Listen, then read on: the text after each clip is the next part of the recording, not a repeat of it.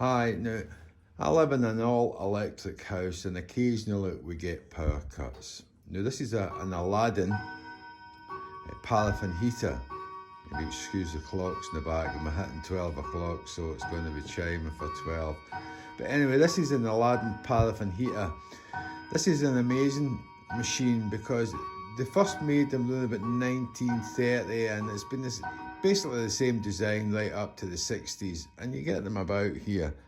Now, the benefits of this machine, as I say, it runs in paraffin, so it means you can have that in the garage and it could be there for 10 years. Then when you get the power cut, away it'll go, because it's just, that's how these things work.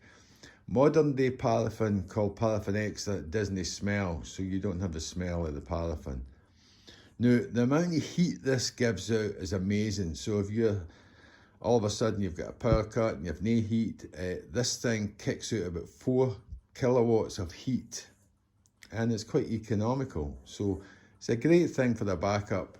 You do see them on eBay. A lot of people use them in the greenhouses, but if they've been in a greenhouse for 10 years, they tend to be a bit rusty, but can be salvaged and just tidied up. Next to that is also paraffin lamps. They could be stored for years and years and years, and then all of a sudden you get a power cut, at least you've got them. But one of the other things I wanted to talk about was internet access and a power cut. Now, most routers will run on 12 volts DC. So when all of a sudden you've got a power cut and your router's not working, what most people don't know is if you can power your router up, i.e. that's what these two wee black boxes are. They've got 18650 batteries in them, and I think there's 6 in each of them. You get them on eBay as well. Now, one of the boxes will power your internet router for 8 hours.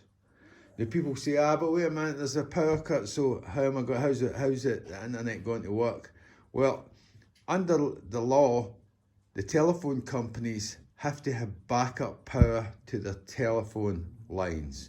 So even though your power's all gone, your telephone will still work. I think it works on about 50 volts, but that's a backup power, so that'll all run.